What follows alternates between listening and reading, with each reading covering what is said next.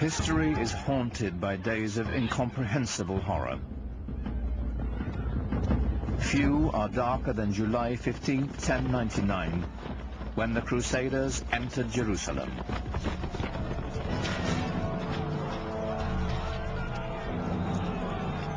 The massacre must have been terrible. The fear, the fleeing of the population. It must have been horrendous.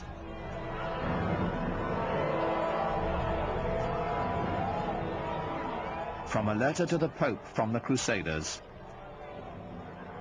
If you want to know what was done to the enemies we found in the city, know this.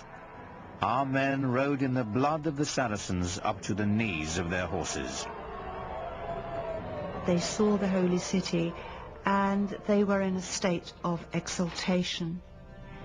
And perhaps that's why, when they flooded through the gates of the city, that they were fired up with fanaticism and zeal, and that's why there was this terrible massacre in the name of Christendom. It was a blot on the name of Christendom in the Muslim view, and justifiably so. Even Christians weren't spared. At the Church of the Holy Sepulchre, dozens of worshippers from Eastern sects were massacred. To the Crusaders, they were nothing more than foreigners. The Christian chronicles record the carnage. The Saracens, who were still alive, dragged the dead ones out and made huge piles of them. Such a slaughter of pagans no one has ever seen or heard of. The pyres they made were like pyramids. They shocked the Muslim world when they came. There are a number of extremely moving lamentations in poetry which date from that period. And the Arab poets of the time talk about the feelings of anguish and terror which the Crusaders, or the Franks as they're called in the Arab sources, caused the local people, the old women, the young girls, those who are cloistered away in their houses are trembling with fear. The whole imagery is that of the rape of their land and the terrible impurities caused by these barbarian infidels coming into their sacred space. We have mingled blood with flowing tears, and there is no room left in us for pity. To shed tears is man's worst weapon when the swords stir up the embers of war.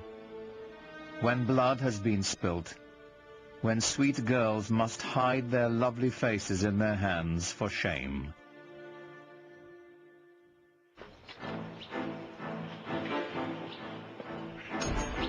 The First Crusade was over.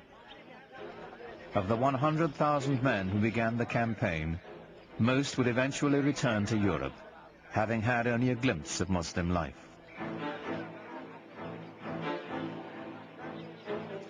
The job of occupying Jerusalem and the surrounding countryside fell to the 20,000 who remained, indefinitely.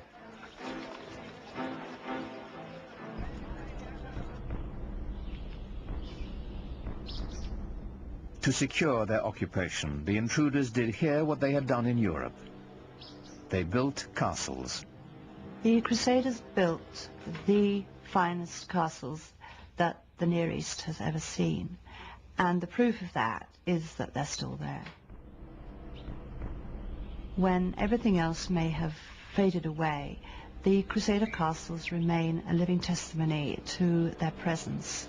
And Crac des Chevaliers in Syria is the Crusader castle over them all. It's very, very big, it's strong, it's impenetrable. It's a living example of the way that a number of the Crusader castles couldn't be taken by siege. you can see for miles and miles from it and see the other castles that would have been, you know, in visual distance for communication by fire and smoke signals. It's got, you know, all the accoutrements of a good medieval castle, with battlements and turrets and places for pouring boiling oil and other liquids down onto the enemy. But inside that castle, what was life really like? It wasn't merriment and festivity. It was constant fear. You had to be on the lookout in case someone was trying to mine the castle or to climb over the walls with scaling ladders. The people outside, the population, the local peasantry, they were not friendly, so you had to watch their movements all the time. It was a terrifying place. The Crusaders made treaties and broke them. They harassed the traders who passed by their castles. As they raided caravans, the Crusaders learned of a luxurious lifestyle unheard of in Europe. Well, materially, the Crusaders were just blown away by what they found in the Middle East, and they took a lot of it back with them. Inlaid metalwork, textiles, silks, things like that they had just never seen in such quantities before. The good life. These things they brought back to Europe, some as souvenirs, and in fact there was a whole industry that developed in the Middle East of providing souvenirs for the Crusaders to take back.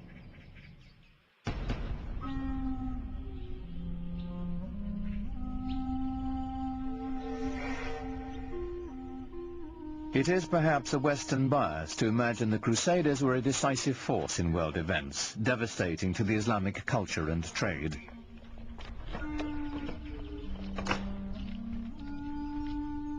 The truth is, while the knights of the Crusades were bunkering down in their castles, Islam was spreading its influence and flourishing. Muhammad's message rang out as clear and strong as it ever had. Allahu Akbar! Allahu Akbar! Ashhadu an la... Mosques were now on every horizon. They welcomed traders. They housed schools and hospitals. Through Islamic architecture, literature and music, a vibrant culture was emerging in celebration of a singular faith. أعوذ بالله من الشيطان الرجيم بسم الله الرحمن الرحيم إنا أنزلناه في ليلة القدر وما أدراك ما ليلة القدر